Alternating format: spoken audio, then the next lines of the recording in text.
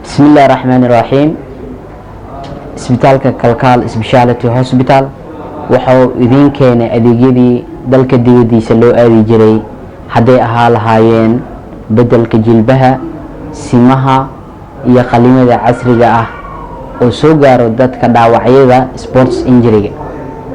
sidoo kale isbitaalka wuxuu idin hayaa toosinta lafaha qalloocday, kabista lafaha burburay sida miskaha, adimada sare iyo adimada hoose.